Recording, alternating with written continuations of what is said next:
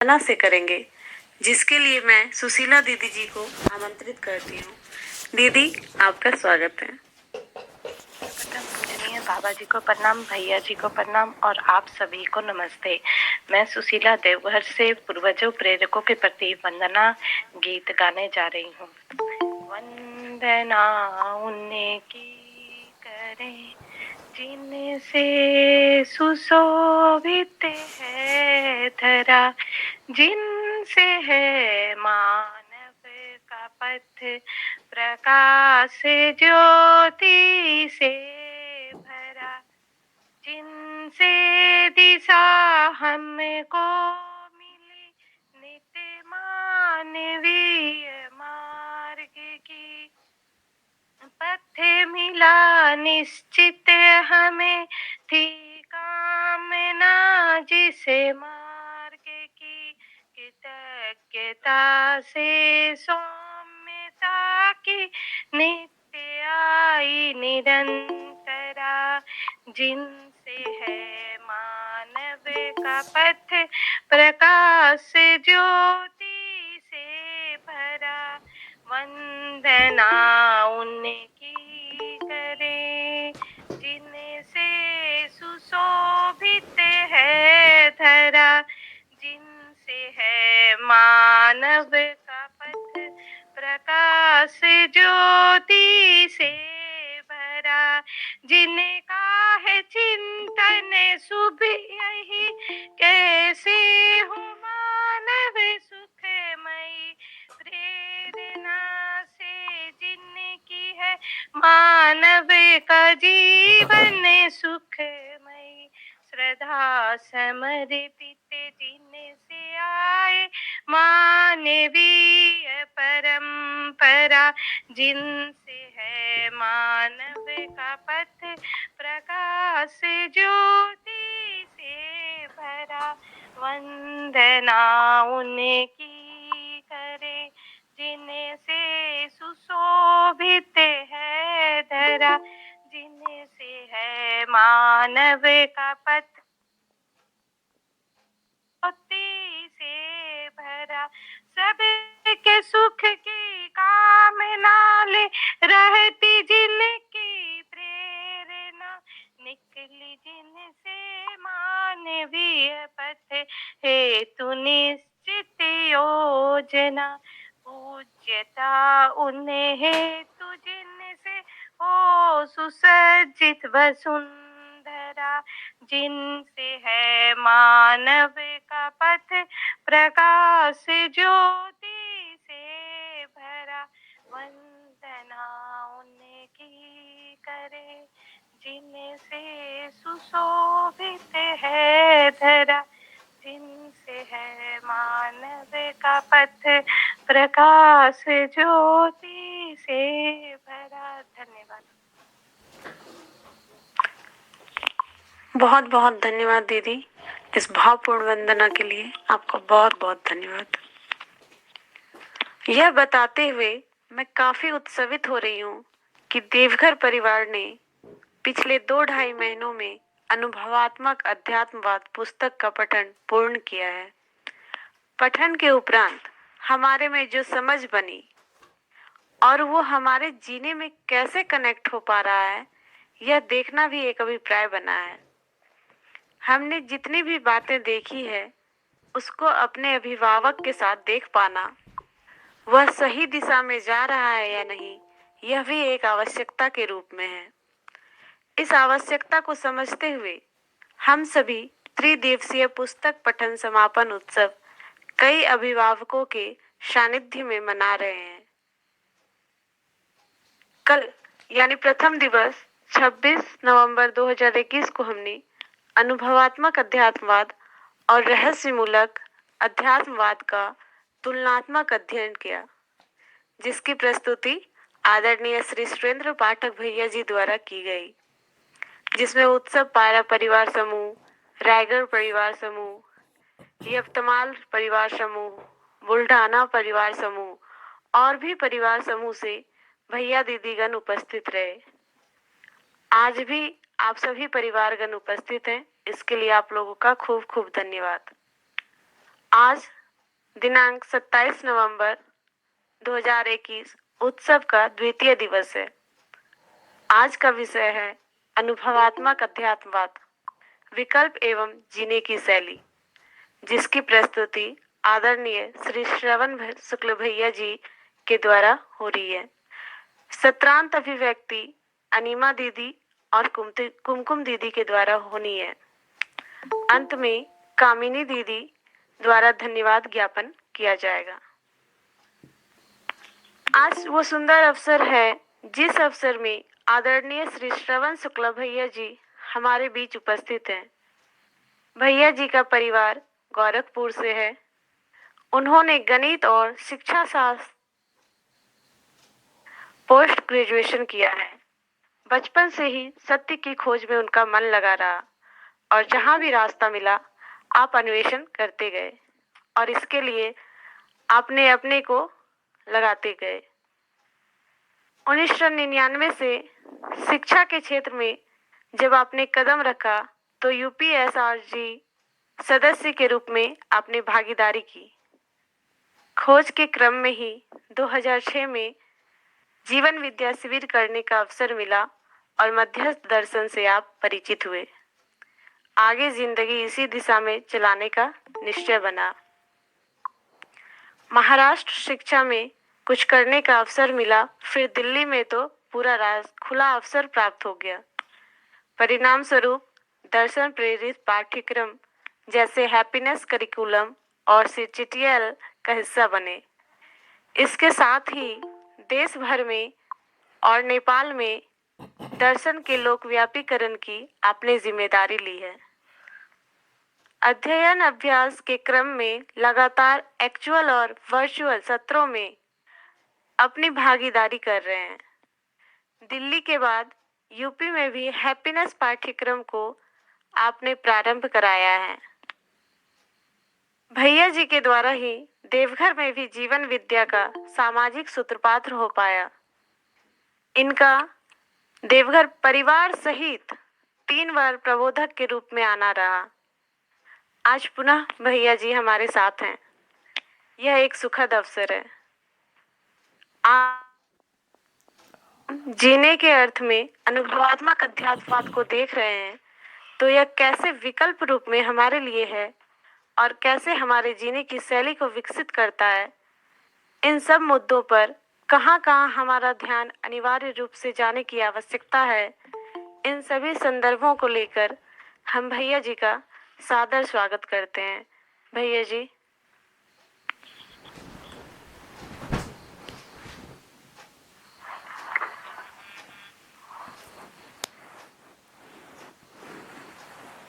जी, मेरी आवाज आ रही है? जी भैया जी। हाँ, सभी को यथा योग्य अभिवादन। तो आप सभी इस गोष्ठी को कर रहे हैं और इसका लक्ष्य जो है वो जीवन जागृति ही है और इसके जो प्रेरणा स्रोत है हम सबके प्रणेता आदरणीय बाबा जी अर्थात आदरणीय नागराज जी को सादर नमन। और जितने भी श्रेष्ठ मानवों ने मुझे मेरी समझ के लिए अपना समय और श्रम दिया है, उन सभी को भी मैं सादर श्रेष्ठ मानव के रूप में, अपने से श्रेष्ठ, स्वयं से श्रेष्ठ मानव के रूप में पहचाना हूँ। और उनसे जो कुछ भी मैंने संवाद किया है, संवाद से जो उपलब्धि हुई है, उसके लिए मैं कृतज्ञ हूँ। आप सभी जो हमारे अध्ययन के साथी हैं, अध्ययन में हमारे साथ साथ आगे बढ़ रहे हैं, आप सभी का भी सहयोग मेरे जीवन जागृति के लिए है, मेरे अध्ययन में और गहराई लाने के लिए आप सभी का सहयोग है। और ये कार्यक्रम भी उसी क्रम में ही है।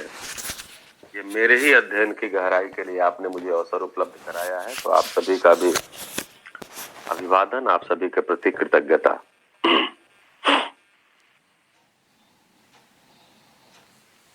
अनुभवात्मक अध्यात्मवाद तो हम सभी चूंकि पठन किए हैं इसका, और अब उस पठन के उपरांत जो हमारे अंदर उत्सव बना है, उस उत्सव को व्यक्त करने के लिए हम सभी इस तरह का एक आयोजन रखे हैं।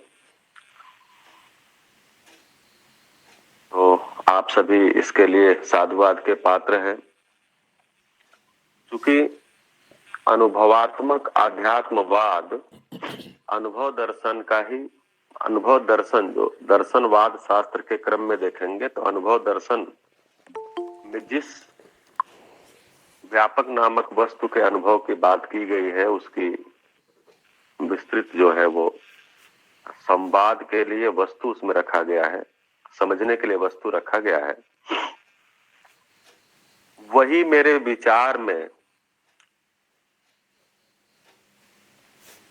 कैसे आए, क्योंकि दर्शन का अर्थ है कि जो चीज जैसी है वैसा उसको देख पाना। तो वो सूचना के रूप में हमारे समक्ष है, हम सभी उसका अध्ययन किए होंगे। और उसके बाद जो ये वाद हम पठन किए हैं, ये अभी तो पठन हुआ है, क्योंकि अध्ययन की शुरुआत तो पठन से ही होती है। पठन का मतलब ही है श्रवण। श्रवण के बाद जितने भी अभी शब्द के रूप में ही श्रवण है, सारा शब्द के रूप में ही पुस्तक है, शब्द के रूप में ही संवाद है, और ध्वनि के रूप में मेरे तक पहुंचता है। तो ये जो श्रवण क्रिया मेरे में संपन्न हुई है या अभी और आगे और संपन्न होगी, तो उसमें से जो हमें सार रूप में पकड़ में आता है, जहां हमारा ध्यान लग ही जाता है, वो हमसे छूटता नहीं है, वो हमारे मनन में आ जाता है। तो हमने जो ये पठन किया है वो मेरे मनन में भी आ जाए, इसके लिए हम ये त्रिदिवसीय गोष्ठी रखे हैं, ऐसा मेरा अनुमान है। तो कल आप सभी ने जो एक तुलनात्मक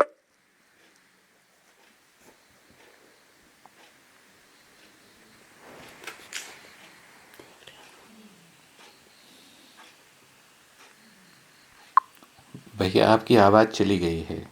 वस्तु आपके समझ में होगी।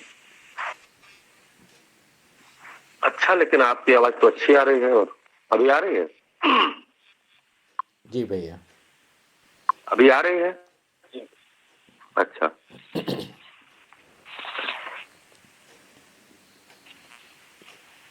तो आपने जो कुछ भी कल एक अध्ययन किया है ऑलरेडी, हाँ, तुलनात्मक जो अध्ययन हुआ है, उसमें जो बात है वो आपको और स्पष्ट हुई होगी। उसके आगे का विषय आपने मुझे रखने के लिए आज एक अवसर दिया है कि अनुभवात्मक आध्यात्मवाद, विकल्प एवं जीने की शैली। मैं वीडियो ऑफ कर दूं तो आवाज की प्रॉब्लम नहीं आएगी, बीच बीच में ऑन कर दूंगा। जी भैया। तो जी, तो अनुभवात्मक आध्यात्मवाद,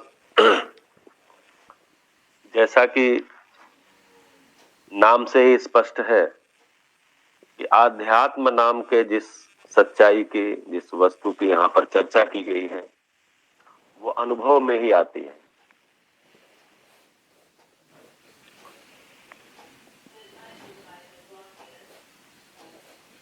वो जो स्पष्ट होगी वो अनुभव में ही स्पष्ट होगी, विचार में आती नहीं, चित्रण में आती नहीं। तो यह विकल्प कैसे है, और हमारी जो जीने की शैली है, तो हमारी जीने की शैली क्या है? तो जीने के जो अपने 4 आयाम हैं, व्यवसाय, व्यवहार, विचार और अनुभव, यही हमारी जीने की शैली है। तो जब हमको आध्यात्मवाद स्पष्ट होता है तो हमें सह अस्तित्व स्पष्ट होता है। क्योंकि आदर्शवाद में कल चर्चा हुई होगी कि रहस्य के तरफ से, रहस्य से आरंभ होकर के रहस्य में ही समाता है। जब ईश्वर की बात होती है तो वो भी एक रहस्य है, आध्यात्म की बात होती है तो वो भी एक रहस्य है, देवता देवी देवता की बात होती है तो वो भी एक रहस्य है। अब इसको क्या करना है, तो इसको आस्था विधि से मान लेना है। ईश्वर को, आध्यात्म को, देवता को, देवी को, इसको एक रहस्य के रूप में मानना है। अर्थात इसको जानने का सभी के लिए, सर्व मानव के लिए सुलभ नहीं है। फिर प्रलोभन क्या है इसका? तो प्रलोभन है स्वर्ग और मोक्ष। हमको इसको मान करके और आराधना करके स्वर्ग की प्राप्त होगी, मोक्ष की प्राप्ति होगी। अब स्वर्ग क्या है? तो स्वर्ग एक भौतिक साधन संपन्न किसी जगह की बात की गई है, और मोक्ष ये क्या चीज है ये स्पष्ट नहीं हुआ, तो ये भी रहस्य में ही चला गया। तो भय, प्रलोभन, आस्था, और ये सारी चीजें जो है, आस्था और प्रलोभन, इसके पहले भय है, इसके मूल में भय है। तो हम भयभीत हैं। भयभीत का मतलब यह हुआ कि हम भ्रम में हैं। भ्रम का मतलब क्या हुआ कि हमको सत्य पता नहीं है, हमको न्याय पता नहीं है, हमको धर्म पता नहीं है, हमारे अनुभव में नहीं आया है, इसलिए हम भयभीत हैं। तो भय में से रास्ता निकलता है, तो भय में से रास्ता प्रलोभन का निकलता है, आस्था का निकलता है। हमको कुछ चीजों को मान लेना है, और मान करके, हालांकि वो जाता नहीं है भय, हम मान के जीते हैं तो भय जाता नहीं है, प्रलोभन जाता नहीं है, आस्था जाती नहीं है। तो ये भय और प्रलोभन ये आकर के आस्था पे टिक गई। इस प्रकार से हम आदर्शवाद को देख पाए। भौतिकवाद को देखते हैं तो इसका भौतिकवाद मूलतः भोगवाद है।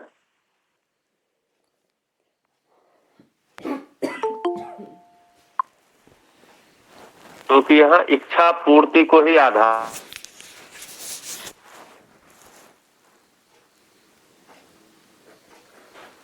माना गया है कि आपको जो भी इच्छा है वो इच्छा कोई आपकी, तो भौतिकवाद ने कहा कि इच्छा समस्या नहीं है, इच्छा की पूर्ति न होना समस्या है।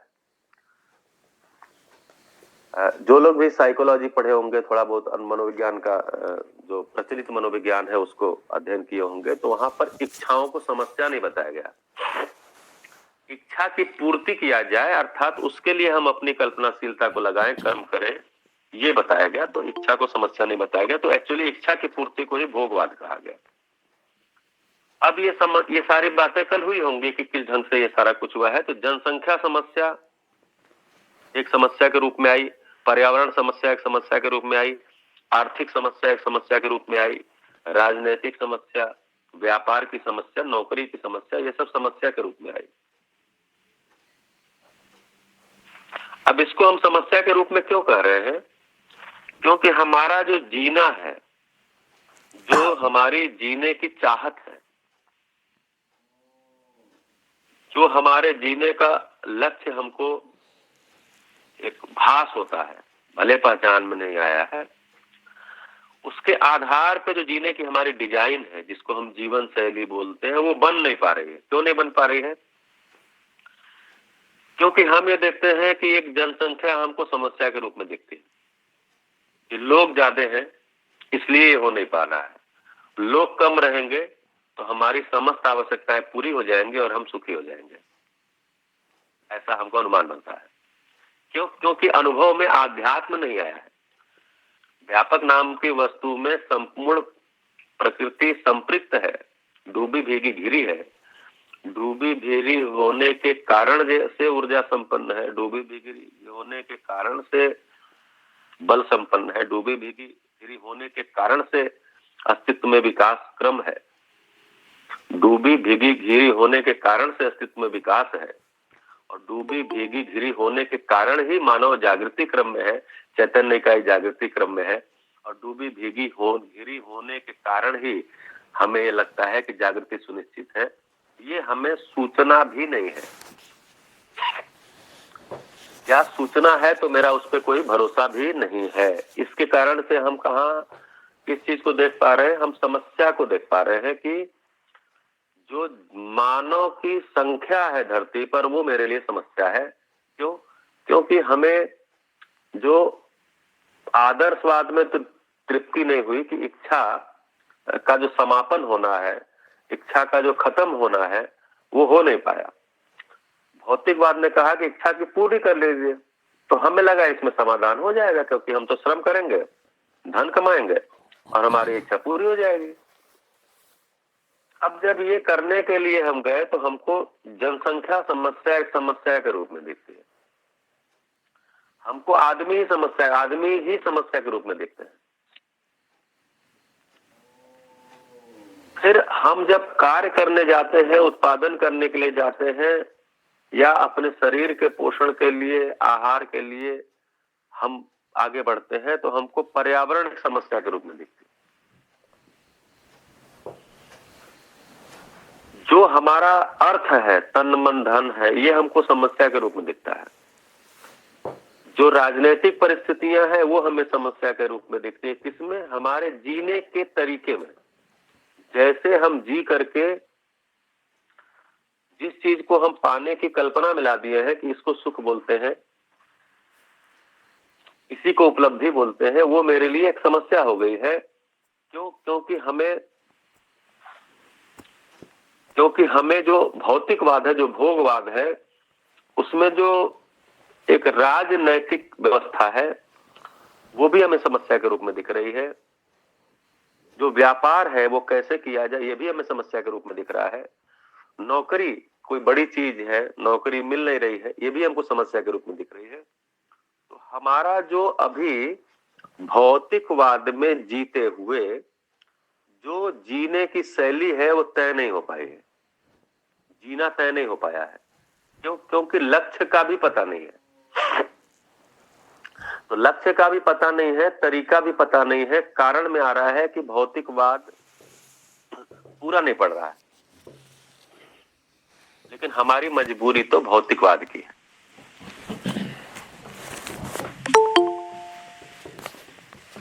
हम बात तो आदर्शवाद की करते हैं। सबसे बड़ी समस्या यहीं पर है कि हम बात करते समय में आदर्शवादी, जहां हम त्याग की और अन्य चीजों की सारी चर्चा करते हैं, बोलते हैं, लेकिन जीते समय हम भौतिकवादी। तो हमारी जीवन शैली में जो जीने का स्वरूप है वो इसीलिए भी तय नहीं हो पा रहा है क्योंकि हम जिस चीज से हमको जो अच्छा लगता है बोलने में, वो जीने में अच्छा नहीं लगता, और जो जीने में अच्छा लगता है वो हमको तृप्ति नहीं दे रहा है। हाँ जी, आवाज आ रही है? जी भैया। जी भैया। जी भैया। तो जो जीने में हमको अच्छा लग रहा है वो हमको तृप्ति नहीं दे रहा है। हम इस प्रकार के एक ऊहापोह में, तो कभी भौतिक उपलब्धि हो गई तो खुशी मना लिए, कभी किसी कीर्तन भजन में बैठ गए तो वहां कुछ खुशी मना लिए, कभी हम किसी को कोई अच्छी बात धर्म के साथ बोल लिए तो हमको लग गया नहीं हमको ये आता है, या सुन करके सामने वाले ने प्रशंसा कर दिया तो हम खुशी मना लिए। तो ये हम समझ नहीं पा रहे हैं कि जो हम बोल रहे थे वो ठीक था या जो हम जी रहे हैं वो ठीक है। तो जो हमारे जीने का स्वरूप है स्पष्ट नहीं हो पा रहा। भौतिकवाद छूटता नहीं है, आदर्शवाद जो है वो मिलता नहीं है। तो इस तरह से हम अपने को समस्त मानव जाति किसी प्रकार से विकास क्रम में, जिस चीज को विकास है वास्तव में उसको भी नहीं पहचानी है, और विकास का मतलब ही भौतिक जगत में जो भौतिकवाद में विकास है उसको विकास मान लिया। अब जब हम समीक्षा करते हैं तो ये समझ में आता है कि आदर्शवाद और भौतिकवाद मूलतः रहस्यमयी है। भौतिकवाद भी रहस्यमय है। क्यों रहस्यमय क्यों कह रहे हैं? क्योंकि भौतिक उपलब्धियों से हम सुखी हो जाएंगे ऐसा हमने मान लिया या ऐसा हमको बताया गया। लेकिन जितनी जितनी भौतिक उपलब्धियां होती जा रही है, जिस सुख को हमको बताया गया था कि सुख बढ़ जाएगा, सुख ज्यादा हो जाएगा, वो और दूर होता चला जा। तो रहस्य किसको कहते हैं? रहस्य इसको ही कहते हैं कि मुझे जो सूचना है उस सूचना के अनुसार मैं जी रहा हूं, उस सूचना के अनुसार ही मेरा जो व्यवसाय व्यवहार विचार है ये चल रहा है, परंतु उसमें जो उपलब्धि बताई गई है वो नहीं हो रहा है, बल्कि उल्टा हो जा रहा है। ये रहस्य है। तो जिस प्रकार से आदर्शवाद में ईश्वर को, स्वर्ग को, देवी देवता को, मोक्ष को रहस्य के रूप में बताया, वो नियम के रूप में या अस्तित्व सहज वास्तविकता के रूप में स्पष्ट नहीं हो पाया हमारे समक्ष, उसी प्रकार से भौतिकवाद में भौतिक संसाधन से हम सुखी हो जाएंगे ऐसी सूचना, ऐसा प्रचार, ऐसा एडवर्टाइजमेंट, ऐसा समस्त जो है वो एक तरह से विज्ञापन जिस प्रकार से किया गया और हमारे तक सूचना पहुंची शिक्षा विधि से, प्रचार विधि से, प्रदर्शन विधि से, उसमें हम लग गए। हमारा कोई दोष भी नहीं है, क्योंकि हम तो जो प्रचलन और परंपरा दो चीजें हैं, तो जो प्रचलन में है वो हमको दिखती है, परंपरा हुई नहीं है तो हम प्रचलन को स्वीकारते हैं। तो प्रचलन में जो चीजें हैं उसको स्वीकारा और हम भौतिकवाद को आधार बना करके उसमें हम पारंगत होने लग गए। अर्थात भौतिक उपलब्धियों से ही हमने अपने को सम्मानित, अपने को विश्वास, जितनी ज्यादा भौतिक उपलब्धियां हो जाएंगी उतना हम विश्वास पूर्ण जीने लग जाएंगे। जितनी ज्यादा भौतिक उपलब्धियां हो जाएंगे उतना हम सम्मान के पात्र हो जाएंगे। जितनी ज्यादा भौतिक उपलब्धियां हो जाएंगे उतना ही लोग हमसे लगाव करने लगेंगे, हमसे स्नेह करने लगेंगे। जितना ज्यादा भौतिक उपलब्धियां हो जाएंगी उतना ही हमारे प्रति लोगों की श्रद्धा हो जाएगी। इस प्रकार का हम मान लिए, ऐसा हमको लगा और हम उसमें लग गए। हमने उपलब्धियां की भी, जितनी आवश्यकता थी उससे ज्यादा थी, लेकिन न विश्वास आया, न सम्मान हो पाया। सम्मान के बजाय उसमें भेद ही बढ़ गया। लोग हमसे ईर्ष्या करने लग गए, स्नेह की बजाय। हमको श्रेष्ठ व्यक्ति माने नहीं, धीरे धीरे करके बोले ये तो आदमी ही नहीं है, ये तो आदमी को पहचानता नहीं है, ये तो आदमियत है ही नहीं है इसके अंदर, इस तरह की भाषा बनने लग गई। तो ये क्या हो गया? ये भी हमको रहस्य में लेके चला गया कि यार ये सब कुछ करते हुए हमको जो चाहते थे वो मिला नहीं। हमने अपनी जिंदगी लगा दी, हमारी पिछली पीढ़ी ने जिंदगी लगा दी, मैंने भी जिंदगी लगा दी, अगली पीढ़ी को भी मैं जिंदगी लगाने को कह रहा हूं, लेकिन वो उपलब्धि इसमें हो नहीं रही है। तो इसका मतलब ये भी कोई रहस्य ही है। तो आदर्शवाद और भौतिकवाद ये दोनों रहस्य में लेके गए। इसका मतलब जो चीज हम ढूंढ रहे थे, का मतलब क्या हुआ कि मैं मानव हूं, अर्थात शरीर नहीं हूं, जीवन हूं, शरीर को चलाता हूं, जीना चाहता हूं, सुखपूर्वक जीना चाहता हूं, समाधान मेरा लक्ष्य है। ये जब इसको ऐसे पूरा नहीं भी पहचाना है तो इतना तो पहचाना ही है कि सुख मेरा लक्ष्य है। सुख अधिकतम आ जाए इतना तो पता है, निरंतर हो जाएगा ये भले ना पता हो। ये सब जो मुझे लगता है ये पूरा नहीं हो पा रहा है, तो अब क्या करें? तो अब कोई विकल्प की तलाश है, क्योंकि हम तो कल्पनाशील है, कर्म स्वतंत्रता है हमारे में, तो विकल्प की तलाश है। मध्यस्थ दर्शन सह अस्तित्ववाद हमारे सामने विकल्प के रूप में आदरणीय बाबा जी ने, आदरणीय नागराज जी ने हमारे समक्ष शोध के लिए, अध्ययन के लिए प्रस्तुत किया है।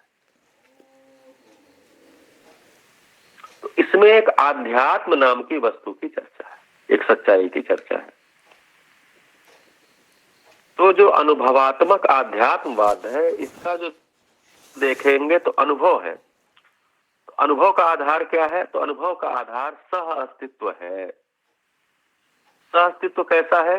नित्य वर्तमान है। इसमें विकास क्रम है, इसमें विकास है। चैतन्य पद में चैतन्य पद जागृति क्रम में है। जागृति सुनिश्चित है। चैतन्य पद, चैतन्य कैसा है? तो चैतन्य 10 क्रियाओं के पुंज के रूप में पहचान में आया, जिसको हम जीवन क्रिया बोलते हैं। जीवन क्रिया की चरम उपलब्धि क्या है? अनुभव ही उपलब्धि है। अनुभव हो क्यों नहीं रहा है?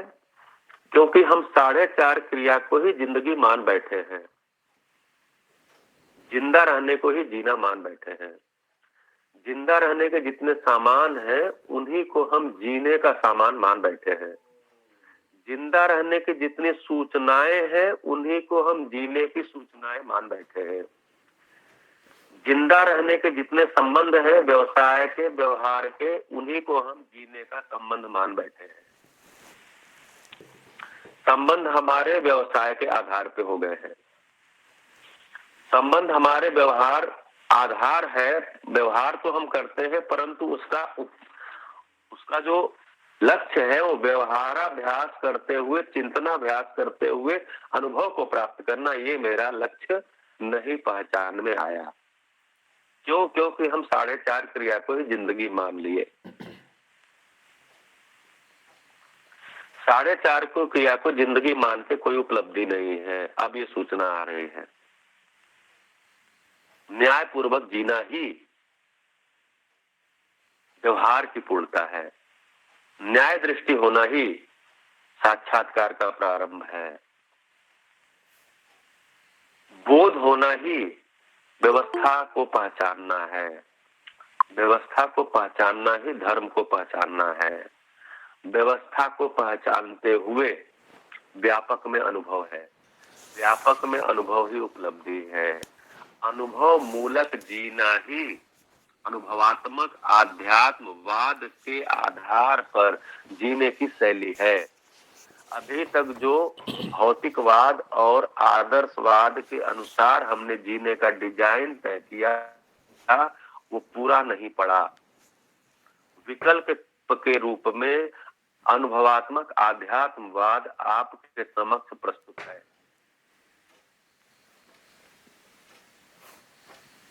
कैसा है कि अनुभव मूलक विधि से जीना ही जीवन जागृति पूर्वक जीना है।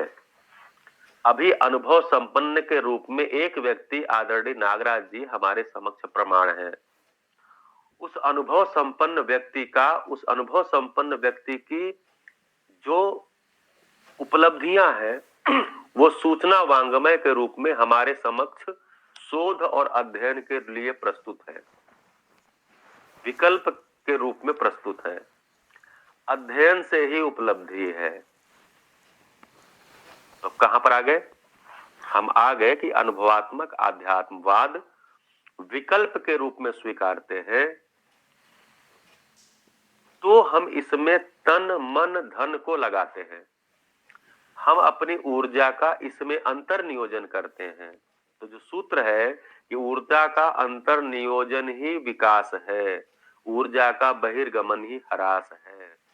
अंतर नियोजन से आशय यह है कि जो हमें उपलब्ध होना है वो उपलब्धि होना, उसके लिए हमारा ऊर्जा का लगना, ये इसको अंतर नियोजन कह रहे हैं।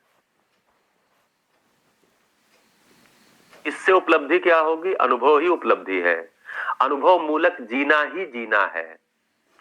अभी क्या है? तो अनुभव मूलक जी सके इसके लिए अनुभवगामी विधि से अध्ययन और शोध हमारे लिए हमारे प्रयास के रूप में और प्रयास के रूप में, अध्ययन के रूप में, शोध के रूप में हमारे समक्ष विकल्प है। हम इसको कर सकते हैं। कब? जब हम इसको विकल्प स्वीकार पाते हैं। अगर हम विकल्प स्वीकार ही नहीं पाते, अर्थात मुझे इसमें कोई अनुमान ही नहीं बनता। क्या अनुमान नहीं बनता? कि हमको अनुभव हो जाएगा। क्या अनुमान नहीं बनता? कि मैं प्रमाण हो जाऊंगा।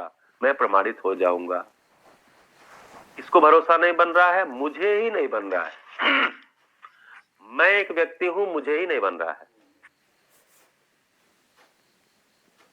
तो कोई बात नहीं। अगर हमको इसमें भरोसा नहीं बन रहा है, हमको इसमें कोई अनुमान भी नहीं बन रहा है, तो हमारे समक्ष पहले से ही उपलब्ध आदर्शवाद और भौतिकवाद हमारे समानवाद रूप से जीना हमारे लिए उपलब्ध है। हम उस विकल्प को जी ही रहे हैं, उसमें से और बढ़िया से जी सकते हैं और अच्छे से उसको स्वीकार सकते हैं, कोई दिक्कत नहीं है। ये बिल्कुल वैसा ही है जैसे हम बस में यात्रा कर रहे हैं और हमको लग ही नहीं रहा है कि ये बस हमें अपने मंजिल तक ले जाएगी, जहां तक मुझे जाना है। मैं बस से कहीं भी उतर सकता हूँ, बस के चालक को बोल करके उतर सकता हूँ, या कहीं स्टेशन पर रुके तो वहां उतर सकता हूँ, क्योंकि मुझे भरोसा ही नहीं है कि हमको वहां तक लेके जाएगी। लेकिन उसी में कोई व्यक्ति बैठे जिनको भरोसा है नहीं, हमको लेके जाएगी। अर्थात वो जितने भी साधन है उसमें उस बस को विकल्प के रूप में स्वीकारे हैं। क्यों? क्योंकि उनका अनुमान है। जितना जितना अध्ययन की गहराई आती जाती है, उतना उतना हमारा अनुमान और बढ़ता जाता है और बढ़ता जाता है। जब तक अनुभव नहीं है तब तक अनुमान है। भास, आभास, प्रतीति, अनुभूति यह क्रम है। अगर हम किसी आदरणीय बाबा जी को देखते हैं तो अनुसंधान विधि से भी इस बात को तक पहुंच पाने में कम समय नहीं लगा है। 20-25 पूरा पीड़ा बनने से लेकर के और उपलब्धि तक देखेंगे तो 30 साल 35 साल का समय लगा है। जब भी लोग व्यापीकरण के लिए तैयार हुए तब तक अगर देखते हैं तो अनुसंधान विधि से भी इतना समय लगा है। तो अध्ययन विधि जहां पर हम अपना सब कुछ दिनचर्या को करते हुए चारों आयाम, जो अभी 2 आयाम में कम से कम जीते हुए, कार्य व्यवहार विचार, विचार में जैसा भी विचार अभी आ रहा है, अभी विचार के स्रोत बहुत सारे, इसमें जीते हुए हम अध्ययन भी कर रहे हैं, शोध भी कर रहे हैं, तो इसमें उपलब्धि में उससे ज्यादा समय लगेगा ही। कब तक? जब तक परंपरा नहीं है। अगर ये लोग अधिक समय लगाते हुए इसकी परंपरा हो जाती है तो फिर वो समय कम लगेगा प्रमाणित होने में। ऐसा मेरा अनुमान बना है। मैंने जो अपने को 15 साल 16 साल इसमें लगाया है, उसमें मेरा ऐसा अनुमान बना है कि जागृति तो निश्चित है जो सूचना के रूप में है, और मेरा अनुमान इसमें काफी और बढ़ा है। इसके आधार पर मैं ये घोषणा कर चुका हूं कि मैंने इसको विकल्प के रूप में स्वीकार लिया है। विकल्प के रूप में स्वीकार लिया है तो दर्शन को विकल्प के रूप में स्वीकार लिया है, तो अनुभवात्मक आध्यात्मवाद में जो हमारे समक्ष प्रस्ताव के रूप में है उसको भी मैंने विकल्प के रूप में स्वीकार लिया है। विकल्प के रूप में स्वीकार लिया है तो हमारे जीने की शैली में भी वैसा विकल्प, वैसा ही अभ्यास में अभ्यास हो रहा है, वैसे ही अभ्यास हो रहा है, वैसे ही करने का प्रयास चल रहा है। तो अभी क्या है? अभी अध्ययन के लिए अभ्यास चल रहा है। अनुभव हो जाएगा, अनुभव मूलक जीने लगूंगा, जैसा कि आदरणीय नागराज जी हमारे समक्ष अनुभव मूलक जीने के रूप में प्रमाण है। तो अध्यात्मवाद जो हमारे सामने विकल्प के रूप में है, मुझसे ही व्याख्यायित होने लगेगा। ये जो वाद है, जो विचार है, ये मेरे जीने से व्याख्यायित होने लगेगा, ऐसा मेरा अनुमान है। तो जो जीने की शैली है वो कार्य व्यवहार विचार अनुभव, ये 4 आयाम में है। इसमें क्या है? अभी क्या है? अभी जो शिक्षा विधि में है, जिसको हम विकल्प स्वीकारे हुए हैं, उसमें जो उपलब्धि बताई गई वो यही बताई गई, सा विद्या या विमुक्त है। ज्ञान या विद्या क्या है, समझदारी क्या है, जो हमें मुक्त कर दे। मुक्त क्या कर दे? मुक्त क्या कर दे? तो हमारे सामने अभी हम जीते समय क्या देखते हैं कि हम तनाव में हैं। पढ़े लिखे होने का मेरे पे फर्क नहीं पड़ता, जितना पढ़े लिखे हैं उतना और तनाव में आ ही सकते हैं। कम पढ़े लिखे लोग भी तनाव में हैं। परिवार में देखने गए तो कलेश में हैं, समाज में देखने गए तो भय में है, प्रकृति में देखने गए तो असंतुलन है। अब मुक्ति क्या है? तो स्वयं में तनाव मुक्ति, परिवार में कलेश मुक्ति, समाज में भय मुक्ति, प्रकृति में असंतुलन मुक्ति, अर्थात प्रकृति में संतुलन। इसमें आप पढ़े होंगे तो अध्याय ही इस पर है, बंधन और मोक्ष। बंधन क्या है, मोक्ष क्या है? तो यहाँ मोक्ष कोई रहस्य नहीं बताया, मोक्ष को रहस्य नहीं बताया।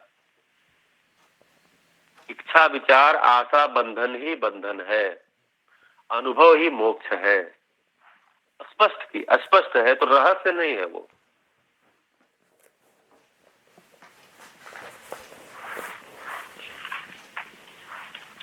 तो मैं ज्ञानावस्था की इकाई हूं। ज्ञानावस्था की इकाई हूं का मतलब क्या हुआ? कि मेरे में जानना, मानना, पहचानना, निर्वाह करना, ये मेरे क्रिया का स्वरूप है। जानने मानने का तृप्ति बिंदु है अनुभव। मान के जीते हैं तो अनुभव की संभावना नहीं है। जानना है, क्या चीज को जानना है? मैं क्या हूं, मैं क्यों हूं, मुझे कैसे जीना है। संबंध क्या है, संबंध क्यों है, संबंध में कैसे जीना है। जो संबंध है वो मानव के साथ है और प्रकृति के साथ है। अस्तित्व क्या है? अस्तित्व सह अस्तित्व के रूप में है, ये हमको अब पहचान में आ रहा है। अभी सूचना के रूप में अभी हम प्रश्न क्या बनेगा? तो अस्तित्व क्या है, अस्तित्व क्यों है, अस्तित्व में हमको कैसे जीना, ये जानने की क्रिया है। अभी क्या पता चला? मैं जीवन हूं, शरीर को चलाता हूं। शरीर एक भौतिक रासायनिक क्रिया है, भौतिक रासायनिक इकाई है। भौतिक रासायनिक क्रिया की अवधि होती है। मैं जीवन हूं, जीवन क्रिया है जो कि भौतिक रासायनिक नहीं है, ये चैतन्य का है। जिस तरह से रासायनिक क्रियाओं में उपलब्ध, वैसे ही जीवन क्रिया की उपलब्धि जो है वो जो उसका चैतन्य की उपलब्धि अनुभव के रूप में है, समाधान के रूप में है, मूल्य के रूप में है, तृप्ति के रूप में है। अभी समझ में आया ऐसा हुआ क्यों नहीं? क्योंकि मैं अब तक स्वयं को शरीर मान के जी रहा हूं। आदर्शवाद ने शरीर को समस्या बता दिया। शरीर जो है, शरीर का अवमूल्यन कर दिया। शरीर तो कोई ऐसी बहुत बड़ी चीज नहीं है। शरीर को तो गला करके, शरीर को तपा करके, शरीर को जो है वो, इसको सुविधा की बहुत देने की आवश्यकता नहीं है। इसके सुविधा को बहुत देने के चक्कर में आप आध्यात्मिक उपलब्धि नहीं पाएंगे, ऐसी सूचना हमारे पास है। भौतिकवाद ने क्या कहा कि शरीर ही सब कुछ है। शरीर में जो इंद्रियां हैं, उन इंद्रियों से भोग करने से तृप्ति होगी, हम सुखी हो जाएंगे, आप सुखी हो जाएंगे। मध्य दर्शन ने क्या कहा कि शरीर एक भौतिक रासायनिक क्रिया है और एक चैतन्य क्रिया उसको चला रही है। चैतन्य को समाधान चाहिए, चैतन्य को उपलब्धि आध्यात्मिक चाहिए। चैतन्य अनुभव से कम में तृप्त नहीं है, लेकिन शरीर उसके लिए साधन है। इसलिए शरीर को भी उचित आहार विहार करके, शरीर को भी बढ़िया साज सज्जा के साथ स्वस्थ रखते हुए उसकी पुष्टि को बनाए रखना है, क्योंकि वो प्राणावस्था की इकाई है। उसका धर्म पुष्टि है, तो पुष्टि को बनाए रखना है, उसके धर्म के साथ उसके साथ जीना है। साथ ही उसका सदुपयोग करते हुए जीवन जागृति के अर्थ में स्वयं को लगाना है। ये क्या चीज हो गया? ये जानना हो गया। तो जानना होता है तो जान के मानते हैं, नहीं तो अगर जानना नहीं हुआ तो हम केवल माने हुए हैं। तो जान के मानते हैं तो फिर मान के पहचानते हैं, तो फिर निर्वाह होता है, प्रकृति के साथ निर्वाह होता है, उपयोगिता कला मूल्य के रूप में। मानव के साथ निर्वाह होता है नौ मूल्य के रूप में, विश्वास, सम्मान, स्नेह, ममता, वात्सल्य, श्रद्धा, गौरव, कृतज्ञता और प्रेम के रूप में। तो मानव के साथ हमें समझ में आया कि अभ्यास है विश्वास से प्रेम की यात्रा के लिए। अभ्यास पूर्वक अनुभव उपलब्धि है प्रेम को व्यक्त करने के लिए, अनन्यता को व्यक्त करने के लिए, अनुभव को व्यक्त करने के लिए। इसी को प्रमाण बोला है कि जो मेरे अनुभव में आया है उसका मैं स्वयं ही अब प्रमाण हो गया हूँ। यही एक मानव की उपलब्धि है, ये अनुभव पूर्वक प्रमाण हो जाए। अभी प्रचलन में ये नहीं है, प्रचलन में ये नहीं है तो हमको इसमें भ्रम हो जाता है, हम इसमें भ्रमित हो जाते हैं, हमको इसमें भय हो जाता है, होगा कि नहीं होगा। इसलिए हमारा अनुमान, इसका मुख्य कारण क्या है? मेरा अनुमान नहीं बन पाता। अनुमान नहीं बनने का मुख्य कारण क्या है? ये दर्शन हमको विकल्प के रूप में स्वीकार नहीं हुआ है। ये दर्शन हमको विकल्प के रूप में स्वीकार होता है तो हमारे जीवन शैली में आ जाता है। जितना जितना हमारा ध्यान गया है उतना उतना मेरे जीने में गुणात्मक परिवर्तन के रूप में दिखने लगता है। उसका उत्सव मेरे अंदर भी होता है, उसका उत्सव मेरे संबंधियों के अंदर भी होता है। तो मेरे समझदारी का सुख मुझे मिलता है, मेरे समझदारी का सुख मेरे प्रसन्नता में जीने वाले मेरे परिवार को मिलता है, मेरे समझदारी का सुख मेरे एक्सटेंडेड फैमिली को मिलता है।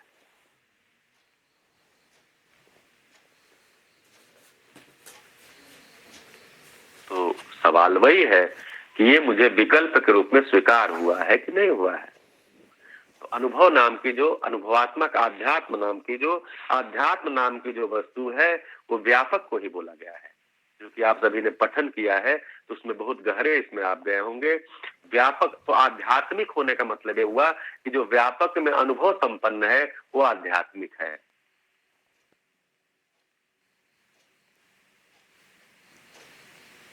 तो ये मेरे जीने का विकल्प अभी अनुमान के रूप में है। मैं अनुभव संपन्न होता हूं तो ये मेरे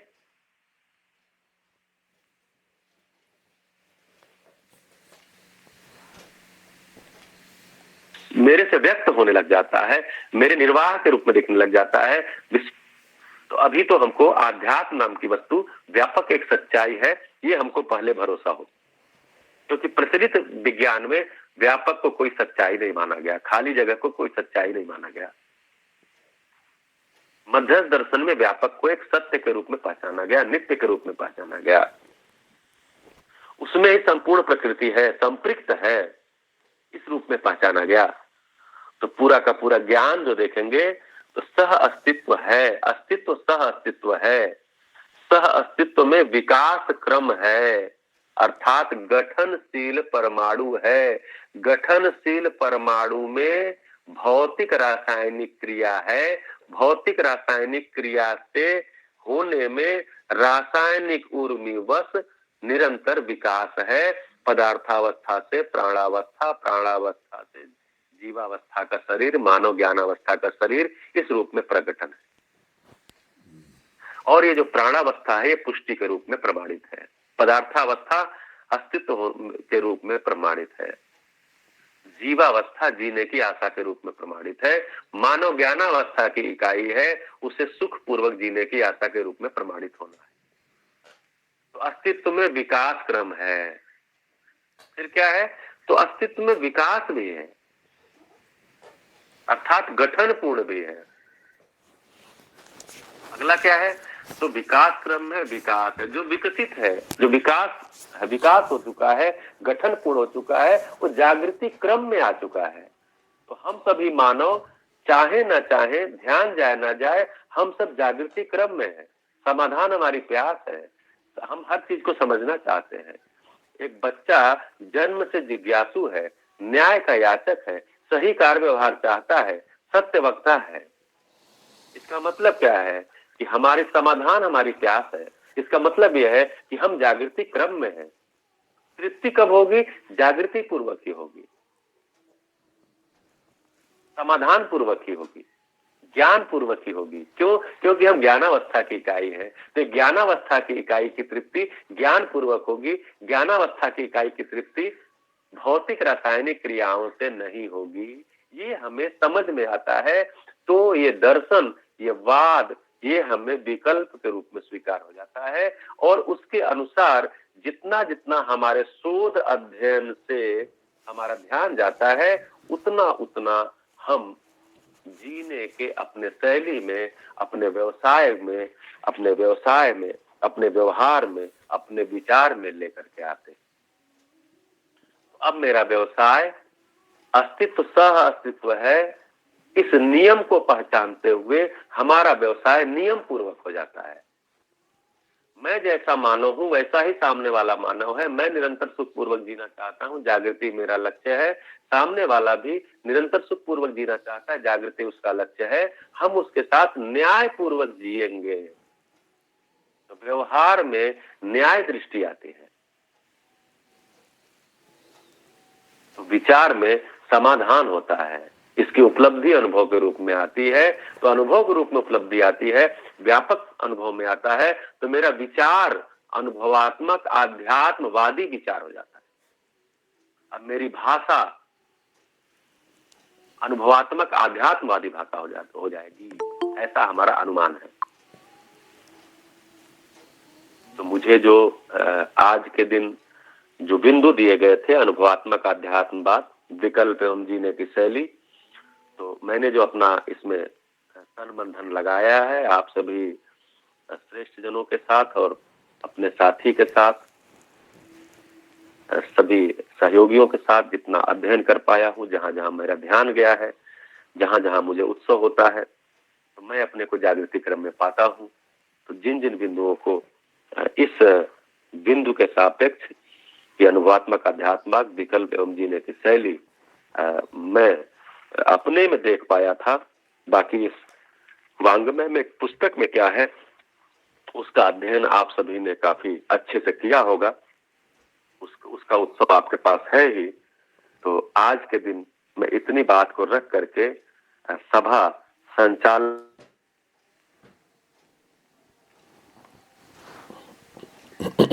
को सौंपता हूँ। सभी का आभार। मेरी समझदारी के लिए, मेरे ज्ञान के लिए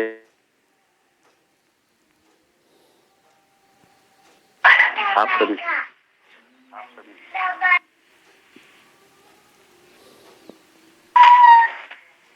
धन्यवाद भैया जी, आपका बहुत बहुत धन्यवाद।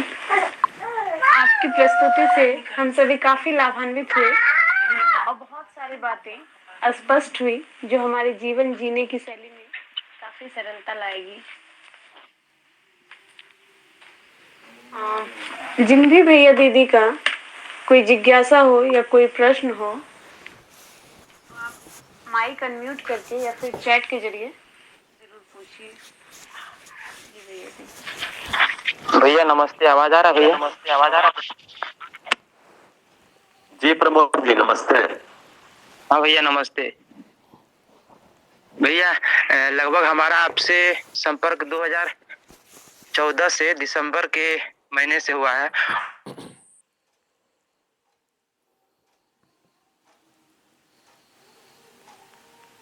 आपकी आवाज कट जा रही है। पता नहीं है। और आप हर जगह और हम खुद क्या कुछ भी ऐसी कुछ अध्ययन करने की बात होता है या कहीं भी सहयोग करने की बात होता है तो कहीं ना कहीं लगता है कि परिवार के लोग समझ नहीं रहे हैं। घर में जब चर्चा होती है तो पत्नी बोलती है कि आप तो इधर उधर लगे रहते हैं, बच्चों को भी समय नहीं देते हैं।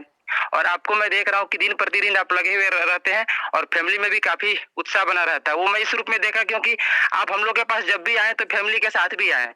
उस क्रम में मैं एक चीज और भी देखा, शिविर के दौरान में बच्चों आपका जो छोटा बेटा था उसको कुछ हो गया था, शायद कुछ चोट लग गया था, ब्लड वही थोड़ा बहुत गिर रहा था, और उसमें आपका किसी प्रकार का ज्यादा रिएक्शन नहीं हुआ। और भाभी का भी ठीक है, हम लोग थोड़ा बहुत दवा ववा दे दिए। और लेकिन ऐसा घटना हम लोग के साथ घटता है तो हम लोग तुरंत एक दूसरे के प्रति हो जाते हैं। आपको तो बच्चे के ऊपर ध्यान ही नहीं रहता है, आपका ध्यान इधर उधर चला जाता है, तो उसको भाई आप कैसे डील करते हैं? क्या उसमें हमारा ही कमी रहता है या सामने वाले का भी कुछ ये रहता है कि उसके कारण हम स्वयं अध्ययन भी ठीक से नहीं हो पा रहा है? और एक जो भागीदारी की बात है उसको भी हम ठीक से नहीं कर पा रहे हैं भैया, तो उसमें थोड़ा आप मार्गदर्शन कीजिएगा तो हमारे लिए बहुत बढ़िया होगा भैया।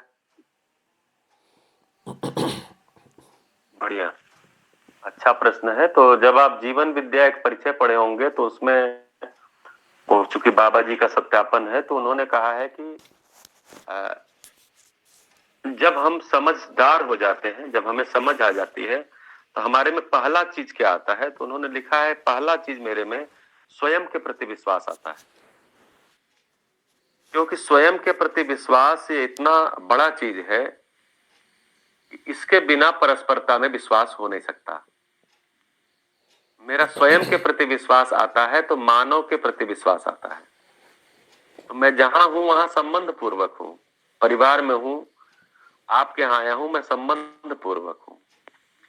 संबंध में पूरकता को पहचान पाता हूं तो संबंधियों को मैं ममता वात्सल्य के रूप में देख पाता हूं कि वो ममता के साथ था। जैसे आपने कहा शरीर में चोट लगा बेटे को, तो वहां जितने लोग थे संबंधी थे, वहां ममता की आवश्यकता थी, तो ममता की आवश्यकता थी, और वहां जो संबंधी थे वो उस भाव के साथ थे, ऐसा मैं पहचान पाया। भले ही वो निरंतरता उसकी ना हो, ये जो भाव है ये मेरे में निरंतरता नहीं है, लेकिन है तो, रहते तो है, तो इस रूप में मैं देख पाता हूं। और दूसरा जो उन्होंने कहा है कि बाबा जी ने, दूसरा क्या आता है? तो दूसरा आता है श्रेष्ठता का सम्मान। श्रेष्ठता का सम्मान कैसे होता है? जब श्रेष्ठता की पहचान होती है। अभी हमारे साथ सबसे बड़ी समस्या क्या है? हम श्रेष्ठता को पहचान नहीं पाते। कौन श्रेष्ठ है? मानव को श्रेष्ठ, अपने से श्रेष्ठ को पहचान ही नहीं पाते। अच्छा, पहचानते हैं तो पहचानना नहीं चाहते, स्वीकारते ही नहीं है, स्वीकारना नहीं चाहते। कोई न कोई हमारे अंदर ऐसा ग्रंथि बना है कि हम श्रेष्ठता को स्वीकारना ही नहीं चाहते। अगर कोई श्रेष्ठ बताता भी है तो हम किसी अपने पूर्वाभ्यास के कारण उसको नकारने की कोशिश करते हैं। तो बोलते हैं कि पहली जो उपलब्धि होगी वो स्वयं के प्रति विश्वास, दूसरी जो उपलब्धि होगी श्रेष्ठता का सम्मान, तब आगे फिर उपलब्धि होगी कि व्यवहार में सामाजिक विश्वास। तो हम अगर जांचने का काम करेंगे कि मेरे में ऊपर एक नहीं होगी, हो रही है, उसकी मेरा विश्वास बढ़ रहा है कि घट रहा है। अगर मेरा विश्वास और घटता जा तो मैं कहीं, ऐसा तो नहीं है गाड़ी हमारे बैक गियर में जा रही है और हम उल्टा मुंह करके बैठे हुए, हमको लगा सी जा रही है। जैसे किसी टैक्सी में आप बैठे हो और उल्टा मुंह करके बैठे हो और जिधर मुंह किए उधर ही जा रहे, आपको पता नहीं आप उल्टा बैठे हुए हैं, और जिधर मुंह किए उधर ही वो जा रही है, आपको लग रहा सीधा जा रही है, जबकि वास्तव में आप उल्टा बैठे हैं और वो गाड़ी उल्टा जा रही है, उल्टी दिशा में जा रही है। तो स्वयं के प्रति विश्वास बढ़ रहा है कि नहीं बढ़ रहा है, ये हमारा सबसे बड़ा पारखी है। तो स्वयं के प्रति जितना विश्वास बढ़ता है उतना परस्परता में विश्वास बढ़ता है, उतना संबंध में तालमेल बढ़ता है, उतना संबंध में तालमेल और बढ़ता है। और जब हम पूरकता को पहचानते हैं तो हम अपने परिवार के समस्त सदस्यों की जिम्मेदारी को, अगर मैं परिवार में एक ऐसा व्यक्ति हूं जो समझदार हूं, अन्य लोगों के अपेक्षा में थोड़ा ज्यादा समझदार हूं, तो मेरी ये जिम्मेदारी है कि अन्य लोगों को के साथ व्यवहार मेरा समझदारी पूर्वक हो, जिससे उनकी भी पात्रता हो समझदारी पूर्वक जीने की।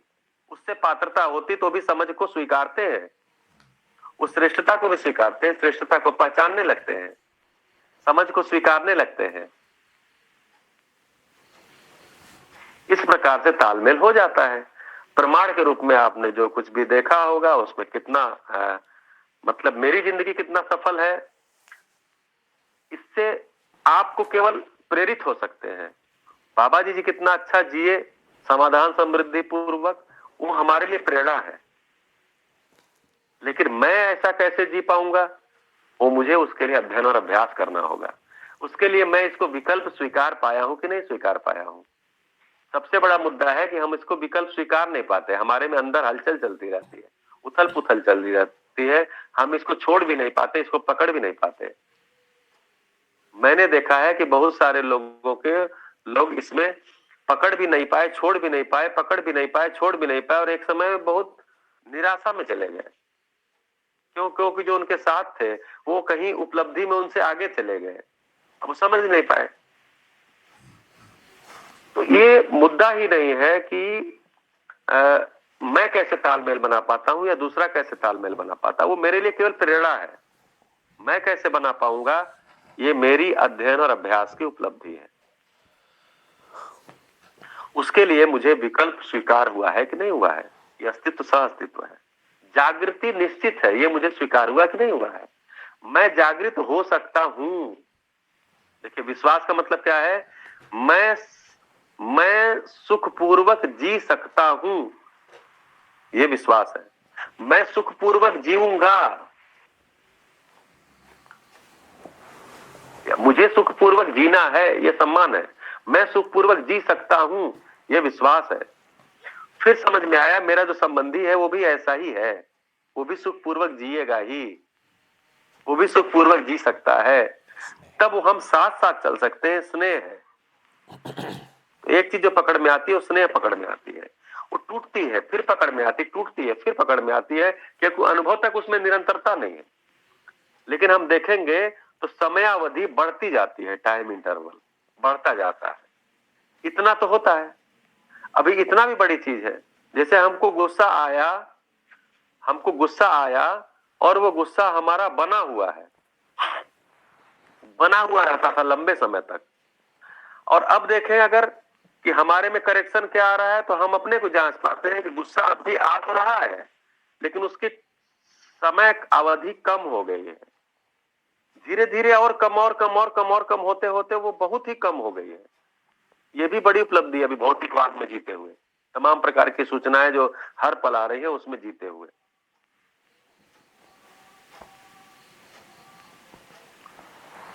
तो स्वयं के प्रति विश्वास ये बहुत बड़ा उपलब्धि है। ये जितना मेरे में होता है उतना ही मैं दूसरे को मानव के रूप में देख पाता हूं, उतना मेरे व्यवहार में गुणात्मक बदलाव आता है, गुणात्मक परिवर्तन आता है।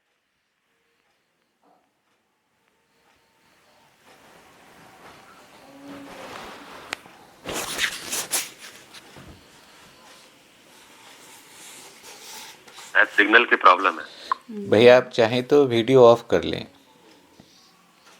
बाकी सभी को आवाज मेरी नहीं, मुझे मेरी सिग्नल की मेरी आवाज नहीं आ रही है। हाँ, आपकी आवाज़ जाती है भैया, इसलिए वीडियो ऑफ कर लेंगे।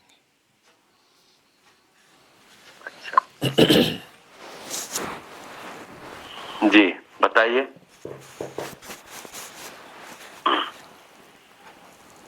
बहुत बढ़िया भैया जी, बहुत ही सुंदर, बहुत अच्छा कनेक्ट हो रहा है मुझे। प्रणाम भैया, मैं कृष्ण बोल रहा हूँ भैया। जी नमस्ते भैया। हाँ भैया, देवघर से मैं कृष्ण बोल रहा हूँ। नमस्ते भैया। एक जिज्ञासा वैसे छोटा सा प्रश्न है भैया कि जैसे अस्तित्व में विकास है, विकास क्रम है, जागृति है, जागृति क्रम है, तो क्या दर्शन का आना एक स्वतः एक मतलब इसको ऐसे देखा जा सकता है क्या कि ये विकास क्रम, विकास और जागृति क्रम, जागृति के रूप में ही दर्शन आ गया, चूंकि सब मानव को जागृति सुनिश्चित है, चैतन्य का ही जागृति सुनिश्चित है, हर एक इकाई अग्नि अवस्था को पाने के लिए लायक रहता है, जितना जो अस्तित्व में जैसी व्यवस्था है। तो क्या भैया दर्शन आदरणीय नागराज के मार्फत से आना, क्या ये इसको हम ऐसे देख सकते हैं क्या कि ये नियति क्रम विधि है? जी बिल्कुल बिल्कुल। तो आपने उसमें उत्तर भी आपने रखा हुआ है कि अगर क्रम को देखेंगे तो ये दर्शन जो है ये अध्ययन विधि से अनुभव, इस दर्शन में मतलब एक यूनिक चीज क्या है कि अध्ययन विधि से अनुभव तक जाया जा सकता है। ये उन्होंने कहा ये कब हो पाएगा, जब ये धीरे धीरे मानवीय परंपरा हो। 1 लाख साल से आदमी इस धरती पर है, 1 लाख साल में वो भौतिक उपलब्धि, भौतिक सुविधा के लिए संघर्ष करता रहा और अब उस मामले में थोड़ा स्थिरता आया है। अगर वो समझ, उसका ध्यान जाएगा तो ये जाएगा कि अब भौतिक उपलब्धि में हमारे में स्थिरता आई है। अब क्या करना है? अब जीवन उपलब्धि, जिसको जागृति कह रहे हैं, उसके लिए हमको लगना है, उसके लिए हमको समय और श्रम लगाना है। तो अब उसके लिए वस्तु भी उपलब्ध हो। तो अगर हमारे पास अनुसंधान विधि उपलब्ध है तो वो जनरलाइज नहीं होगी, सभी के लिए वो प्रैक्टिसेबल नहीं होगी। अध्ययन विधि सभी के लिए प्रैक्टिसेबल होगी। तो वो कैसे होगा? तो वो शिक्षा के मानवीकरण से होगा। जैसे 3 योजनाएं जीवन विद्या के परिचय आप पढ़े होंगे, 3 योजनाएं, दर्शन का लोक व्यापीकरण, शिक्षा का मानवीकरण और परिवार मूलक स्वराज्य व्यवस्था। तो शिक्षा का मानवीकरण, अभी दर्शन का लोक व्यापीकरण और शिक्षा का मानवीकरण हो, इसके लिए प्रयास चल रहा है। ये शिक्षा में आ जाए। शिक्षा में जो चीज आती है वो व्यवस्था में आती है। परिवार मूलक स्वराज व्यवस्था बगैर शिक्षा का मानवीकरण हुए संभव नहीं है। तो शिक्षा का मानवीकरण का मतलब ये हुआ कि मानव को शिक्षा के केंद्र में रखा जाए। इसके लिए दर्शन पूरक है। ये दर्शन उसके लिए पूरक है, मतलब ये दर्शन को शिक्षा की वस्तु के रूप में, हम लोग जो दिल्ली में प्रशासनिक अधिकारी हैं, उत्तर प्रदेश में प्रशासनिक अधिकारी हैं, उनके बीच में ये समझाने में ही बहुत मेहनत जाता है कि ये शिक्षा की वस्तु है, ये शिक्षा की वस्तु है। तो पहले तो स्वीकारते नहीं है, अगर हम थक जाएंगे तो छोड़ के भाग जाएंगे, लेकिन नहीं, फिर हम कोई तरीका निकालते हैं, फिर कोई तरीका निकालते हैं। हमारा ये प्रयास हो सकता है अगले 100 साल बाद सफल हो सकता है शिक्षा में पूर्ण वस्तु के रूप में 100 साल बाद आए, लेकिन प्रयास तो शुरू करना होगा। तो ये जो कंटेंट है ये बिल्कुल आपका सही अनुमान है और सही आपने ध्यान दिलाया है पूरी सभा का कि जो अस्तित्व में जीवन की जागृति सुनिश्चित है, जागृति अध्ययन पूर्वक ही होगी। अध्ययन वस्तु के रूप में ये दर्शन उपलब्ध है। आदरणीय नागराज जी के द्वारा मध्यस्थ दर्शन जो हमारे समक्ष आया है वो अध्ययन की वस्तु के रूप में उपलब्ध है, जिससे कि जीवन जागृत हो सके। जी भैया।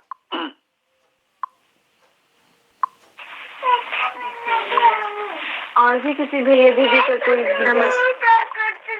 नमस्ते भैया जी, मैं रश्मि अग्रवाल औरंगाबाद से। मैं आपसे जी नमस्ते। श्रवण, मनन और निधि ध्यासन को शिक्षा के स्वरूप में समझना चाहती हूँ।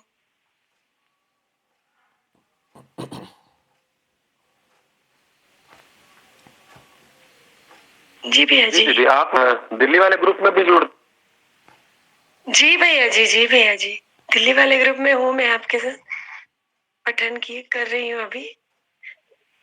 हाँ ठीक है, मैं पहचान गया। जी जी भैया जी। जी नमस्ते भैया जी। तो ये अध्ययन क्रिया, हाँ, जो अध्ययन प्रक्रिया है उसमें ये आता है और समाधानात्मक भौतिकवाद पुस्तक है, उसमें भी इस पर डिटेल से है, आध्यात्मवाद में भी है। इस श्रवण का, जैसे कोई चीज हमको सुनना होता है, सबसे पहला जो काम है वो सुनने का है। अभी हमारे लिए सबसे बड़ी समस्या है कि हम सुनते ही नहीं है। सुनने का मतलब है कि जो सूचना जैसी है उसको वैसा ही सुना जाए। अभी जब हम कुछ सुनते हैं तो अपना कोई पूर्वाभ्यास, पूर्वाग्रह लगा के सुनते हैं, इसलिए हम जो चीज कही जा रही है उसको सुन ही नहीं पाते। सुनना एक बहुत कठिन काम है। समस्त वांग्मय जो पुस्तक के रूप में उपलब्ध है वो हम पढ़ते हैं।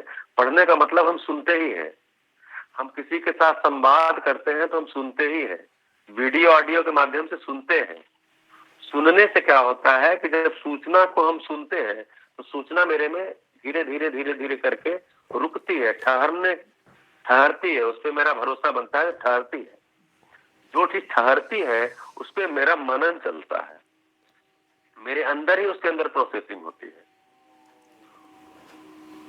उससे एक क्षण के बाद हमको जो मेरे में सूचना टिकी है उसमें से जिस पर मेरा मनन हुआ है, मनन के लिए मेरे सहयोगी जो व्यक्ति है, सहयोगी जो साहित्य है वो और मददगार है, उसके द्वारा मेरे अंदर ही समझ आती है। अर्थात मुझे कुछ सच्चाई पहचान में आने लग जाती है, उसको मैं पचा पाता हूं, ये निधिध्यासन है।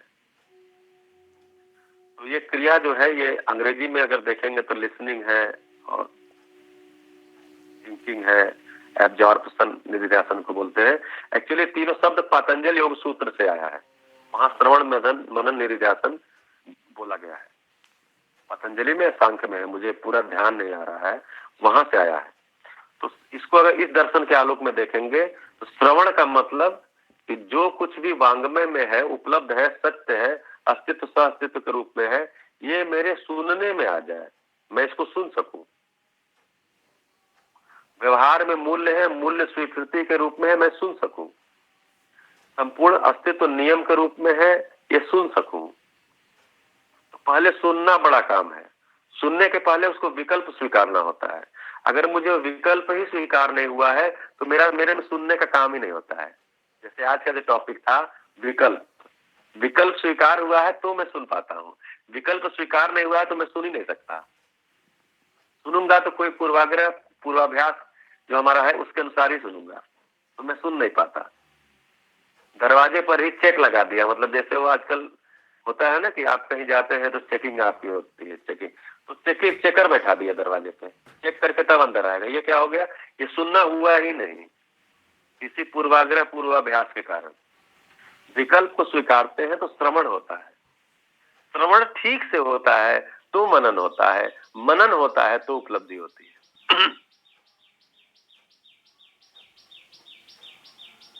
जी दीदी।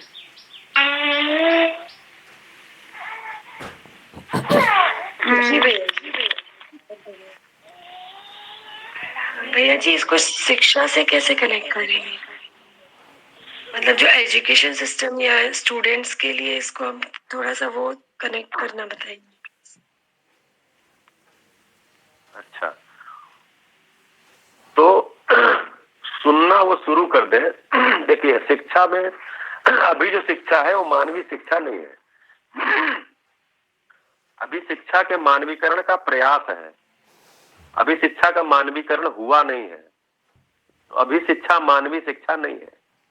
लेकिन उसमें हमारे सामने, जैसे हम लोग दिल्ली में किए, तो एक माइंडफुलनेस क्रिया कराते हैं, ठीक है, कि उसको कम से कम सुनने के लिए तैयार कर दें, वो वर्तमान में आ जाए, जहां है वहां आ जाए, वर्तमान में आ जाए, उसका ध्यान आ जाए बच्चे का, वो सुनने की स्थिति में आ जाए। तो उसके लिए हम कुछ करते हैं। तो अभी शिक्षा में कोई हमको उसका ऐसा उपाय निकालना पड़ेगा तो सुनने की स्थिति में आ जाए, स्थिर हो जाए, तो सुनने की स्थिति आएगी। फिर जो चीज वो सुन रहे हैं, तो जो शिक्षा में सुनते किस आधार पे है? एक तो शिक्षक के से स्वीकारते हैं तो सुन पाते हैं, अगर शिक्षक से संबंध को नहीं स्वीकारे हैं तो नहीं सुन सकते। अब इसके लिए शिक्षक को ही काम करना पड़ेगा कि कैसे वो विद्यार्थी के साथ जिए कि शिक्षक से संबंध को स्वीकार पाए। तो शिक्षक से संबंध, क्योंकि आपके हमारे आचरण को स्वीकारता है तो मुझे सुनता भी है, उसी तरह से वांग्मय को स्वीकारता है तो विकल्प को स्वीकारता है तो उसको सुनता है। तो शिक्षक को स्वीकारता है तो शिक्षक की बात को सुनता है, जिस चीज को आप कह रहे हैं उस कंटेंट को स्वीकारता है तो उस कंटेंट को सुनता है। ये भरोसा जगाना शिक्षक का काम है। सुन पाता है तो उसको हम अभ्यास करवाते हैं मनन का, बार बार उसका ध्यान दिलाते हैं कि जो आपको सूचना दी गई है उसमें से आपके पास कितना बचा, उस पर आपका क्या प्रोसेस चल रहा है, आपके अंदर कैसा वो चल पा रहा है, आप उसको अपने अंदर कैसे भाव के रूप में देख पा रहे हैं, जिसको हम लोगों ने हैप्पीनेस करिकुलम में अभिव्यक्ति सत्र के रूप में रखा हुआ है। जो उनके अंदर जो भी सूचना आई है, उस सूचना जो उनके अंदर चली है उसका रिफ्लेक्शन क्या है उसको बताएं, भावों को बोले, सूचना को ना बोले, जो उससे उनको भाव पकड़ में आया उसको बोले। तो ये तीसरी क्लास से अभिव्यक्ति शुरू होती है, इसीलिए क्योंकि छोटे बच्चे रिफ्लेक्शन उस ढंग से नहीं कर सकते, इस तरह से गाइडेड रिफ्लेक्शन होता है, बड़े बच्चे कर सकते हैं। तो वो हम वहां पर अभिव्यक्ति सत्र के रूप में रखते हैं कि उससे हमको पता चलेगा कि कुछ टिका है, या जैसे बाबा जी बोलते हैं आगे पाठ पीछे सपाट तो नहीं हो गया। मतलब जो श्रवण हुआ है वो मनन में है कि गया आउट, उसके लिए हम लोग अभिव्यक्ति सत्र रखते हैं। तो एजुकेशनल पेडागोजी के रूप में जो एक डिजाइन टीम ने बनाया पूरे देश के सहयोग से, उसमें इसी क्रम से सारी चीजों को लिया गया है। अभी उसमें मध्यस्थ दर्शन वांग्मय के रूप में नहीं आया है पूरा, क्योंकि उतना हमारे पास स्पेस भी नहीं था, लेकिन कम से कम हम सुनने को तैयार कर पा रहे हैं, हम मनन के लिए लोगों को प्रेरित कर पा रहे हैं। ये अभ्यास चलेगा 10, 20, 50 साल। उसके बाद जब मध्यस्थ दर्शन वांग्मय के रूप में शिक्षा पद्धति के रूप में आ जाएगा तो उसकी तैयारी पहले से चल रही है, तो वो स्वीकार हो जाएगी। तो अभी के शिक्षा में तो शिक्षक का आचरण और शिक्षा की वस्तु, ये दो ही श्रवण क्रिया के उत्प्रेरक हैं। अगर शिक्षण की वस्तु श्रवण क्रिया के लिए उत्प्रेरक नहीं है तो नहीं सुनेगा। शिक्षक का व्यवहार अगर श्रवण क्रिया के लिए उत्प्रेरक नहीं है तो नहीं सुनेगा। नहीं सुनेगा तो मनन भी नहीं होगा, नहीं मनन होगा तो उपलब्धि भी नहीं होगी। इसलिए सबसे ज्यादा काम विषय वस्तु और शिक्षक पे करना है, विद्यार्थी पे ज्यादा नहीं करना है। जी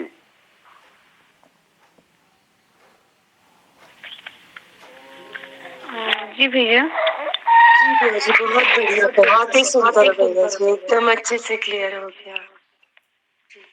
बहुत बहुत धन्यवाद भैया जी। जी धन्यवाद। जी भैया, चैट बॉक्स में एक अंगद कैवर्ड भैया जी का प्रश्न आया भैया कि निपुणता, कुशलता व पांडित्य को स्पष्ट करें।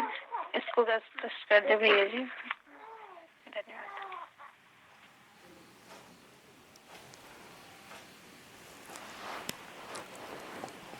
तो मुझे लगता है मेरे पास अंगद जी का नंबर है, मैं उनको फोन पे बात कर लूंगा, क्योंकि आज का जो ये विषय वस्तु है उससे वो अभी मतलब जुड़ नहीं रहा है, और एक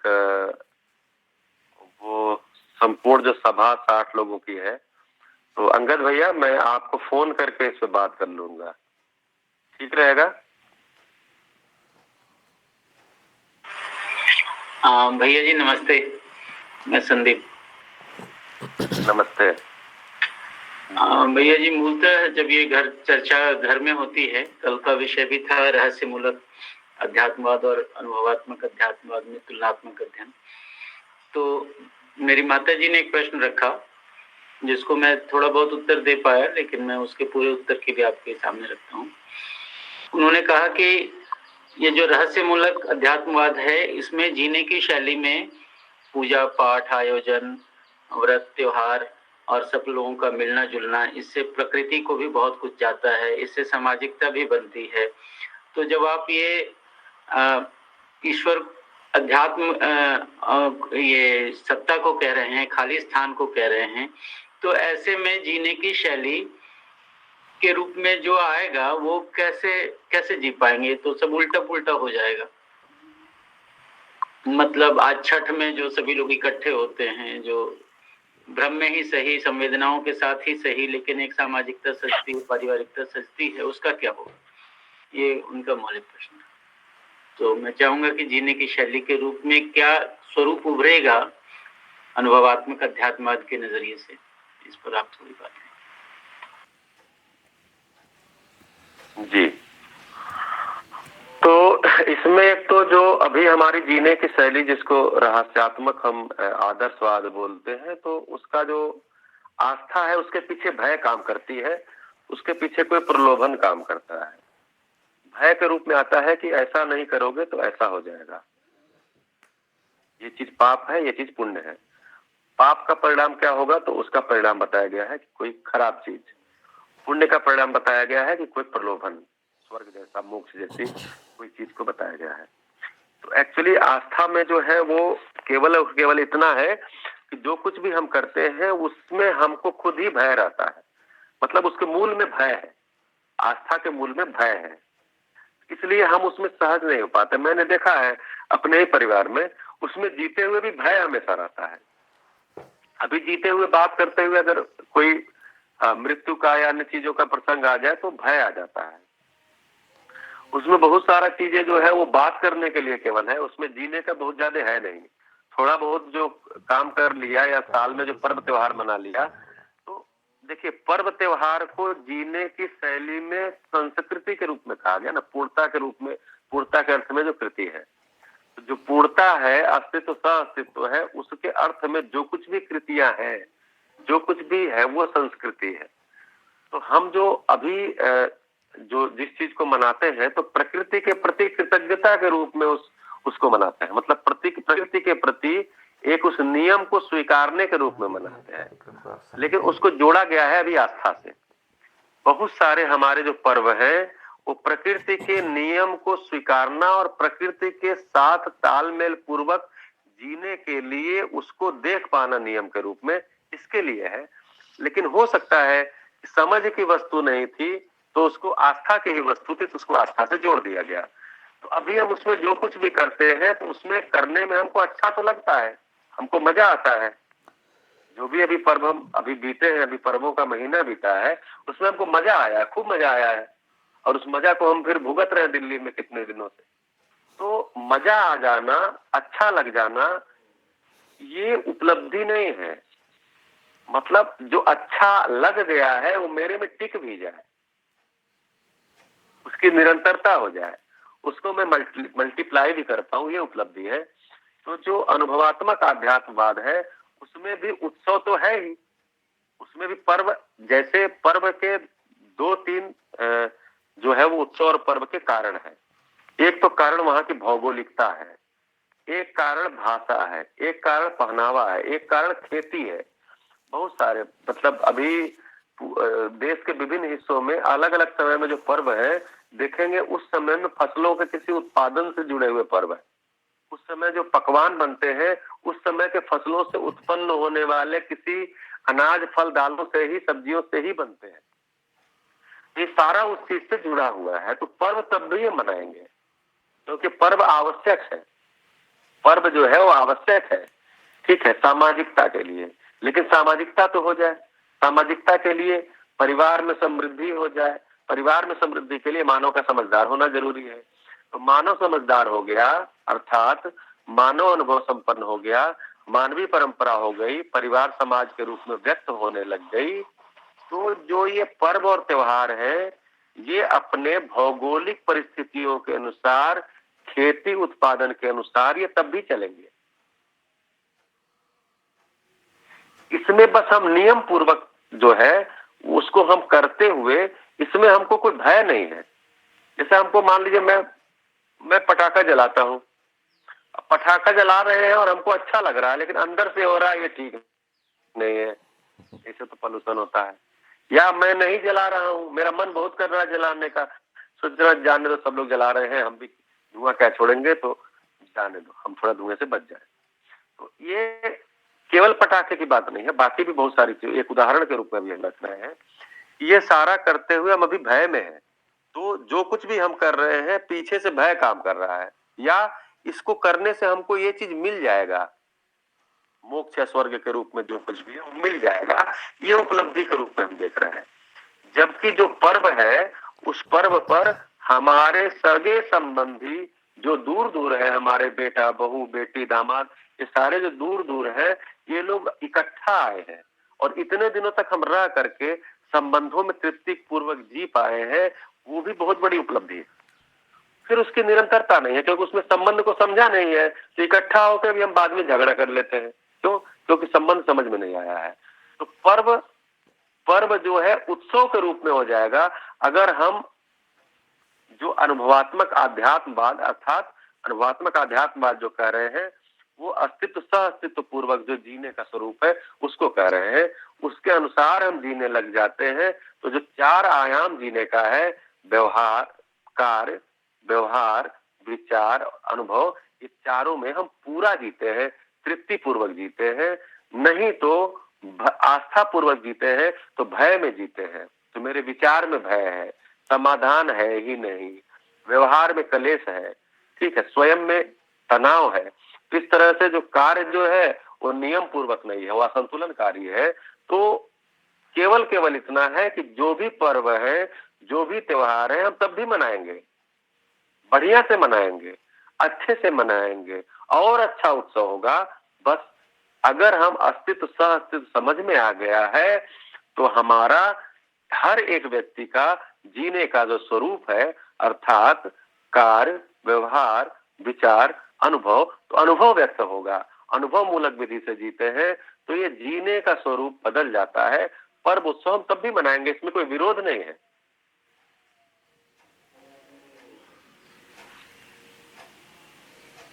जी भैया, बहुत बहुत धन्यवाद भैया। कहने का अर्थ है कि केवल संवेदना और कुछ दिन के मौज मस्ती के अलावा ये चीज निरंतर हो जाएगी, ये पर्व सही रूप में उत्सव भर पाएगा। मैंने इस जवाब को रिकॉर्ड भी कर लिया है, माता जी को सुना दूंगा। साथ ही मेरे अंदर भी बहुत स्पष्टता हुई। धन्यवाद भैया। धन्यवाद भैया। जी भैया, जी भैया। तो 2 प्रश्न है, अध्ययन व शोध को स्पष्ट करें और योग संयोग को स्पष्ट करें। आ रही मेरी आवाज? जी भैया, आपकी आवाज आ रही है। नमस्ते सभी को। तो अध्ययन और आयोजन समिति शोध, से एक चीज पूछना चाह रही थी भैया जी, ये रिकॉर्डिंग हो रहा है? जी जी दीदी, हो रही है रिकॉर्डिंग। थैंक यू भैया जी, थैंक जी। तो प्रमोद जी का प्रश्न है कि अध्ययन और शोध में अंतर। तो अध्ययन ही शोध है, शोध ही अध्ययन है। जो अध्ययन की वस्तु है, जो वस्तु है अध्ययन के लिए उपलब्ध है, उस पे हमारा मन लग जाना, वो शोध ही है। तो अध्ययन और शोध जो है समान चीज है। और जो एक ललन जी का प्रश्न है कि योग और संयोग, ठीक है, तो योग जो है वो है, संयोग जो है वो पूर्णता के अर्थ में जो योग बन जाता है उसको संयोग बोलते हैं। जी भैया, बहुत बहुत धन्यवाद भैया। जिज्ञासाएं तो अभी भी बहुत सारी है भैया, पर समय की सीमा है, तो हम लोग उत्सव को आगे बढ़ाते हुए सत्रांत अभिव्यक्ति की ओर बढ़ते हैं, जिसके लिए मैं अनिमा दीदी को और कुमकुम दीदी को आमंत्रित करती हूँ। दीदी, आप दोनों का स्वागत है। धन्यवाद दीदी। ये बाबूलाल जी, स्क्रीन शेयरिंग हो गया है, तो अगर बंद कर दे तो स्क्रीन पे पूरा दिखेगा। जी।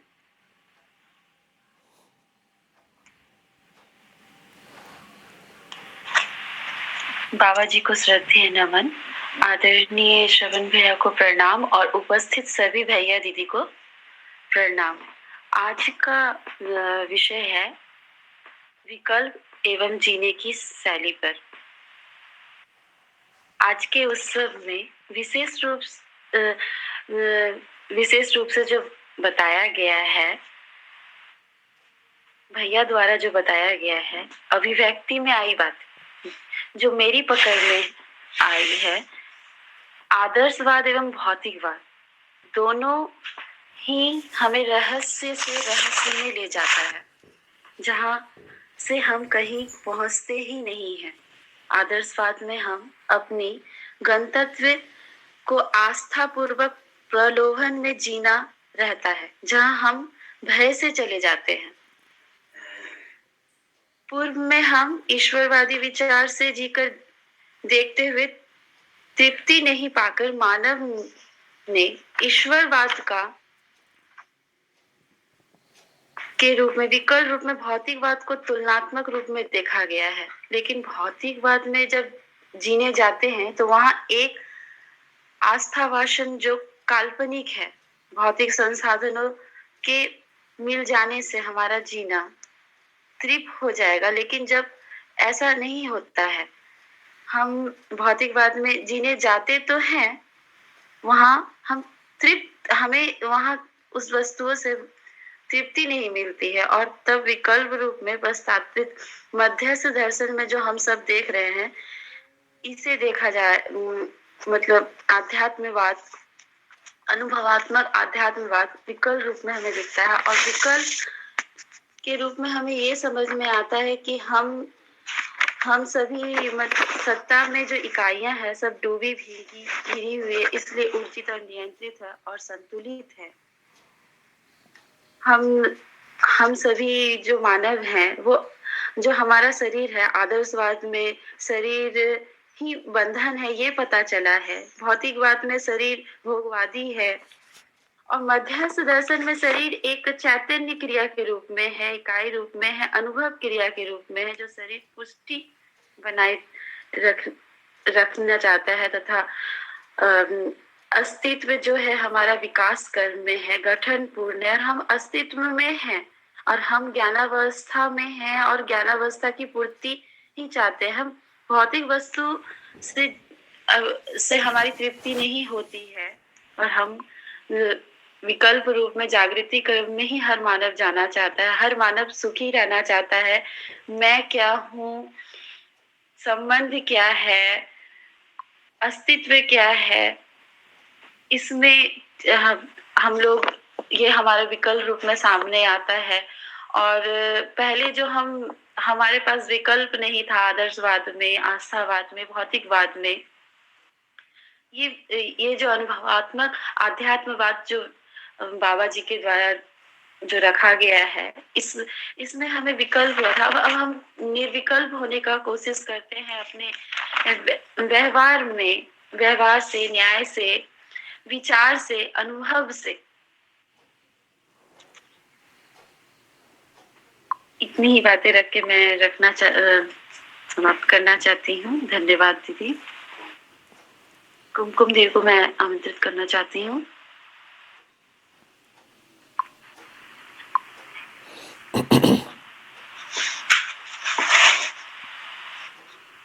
मेरी बातें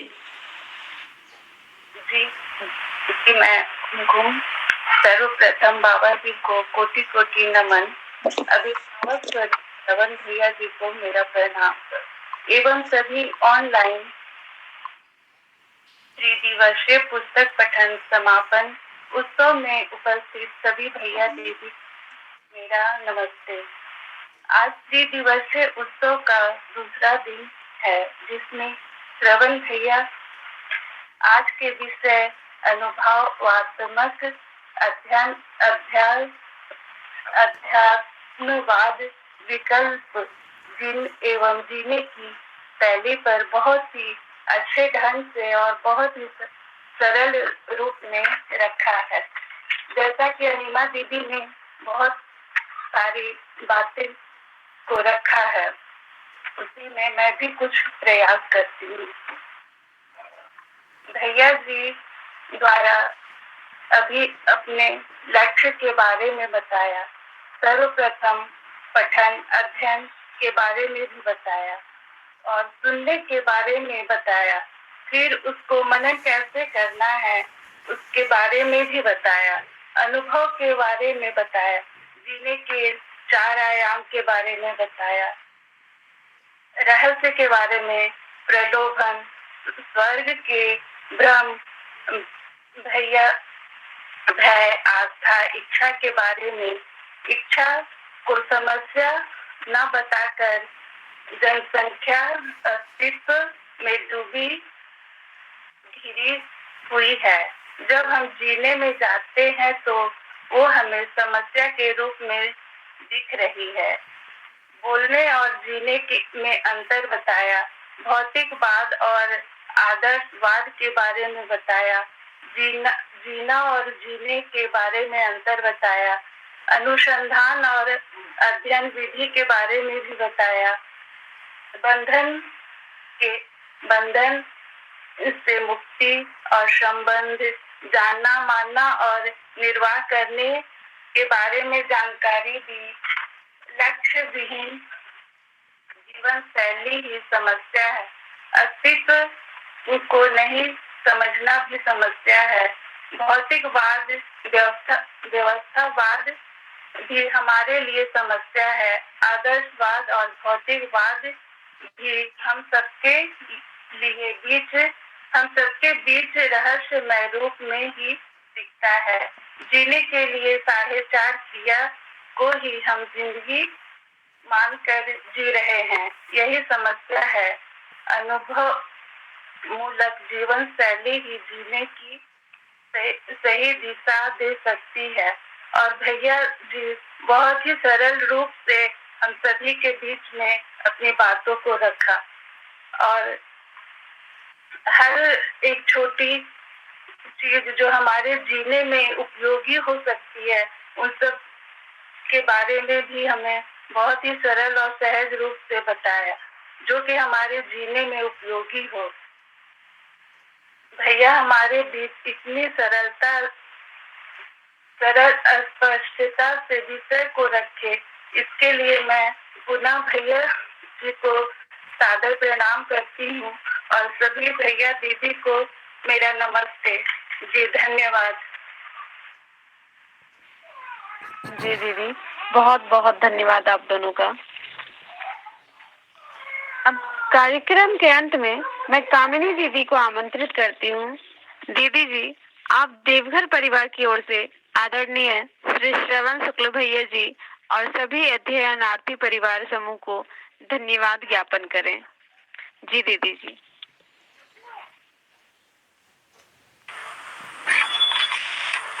मुझे बाबा जी को नमन, आदरणीय श्रवण भैया जी को प्रणाम और सभी भैया दीदी जी को नमस्ते, सुप्रभात। आज के विषय पर स्पष्टता देने के लिए भैया जी का बहुत बहुत धन्यवाद। प्रीति दीदी को तुम कुशल और मधुर संचालन के लिए बहुत बहुत धन्यवाद। उत्सव पारा बुलडाना, यथावात माल परिवार समूह और देश के भर से सभी जुड़े भैया दीदी जी को धन्यवाद। भावपूर्ण वंदना के लिए सुशीला दीदी, संस्थान अभिव्यक्ति के लिए अनिमा दी, कुमकुम दी और सुरेले और सभी जो मेरे समझ की यात्रा के लिए लगातार सहयोगी हो रहे हैं, इसके लिए सभी को के लिए कृतज्ञता और बहुत बहुत धन्यवाद। सरोज भैया जी को फिर से धन्यवाद, सभी को बहुत बहुत धन्यवाद जी।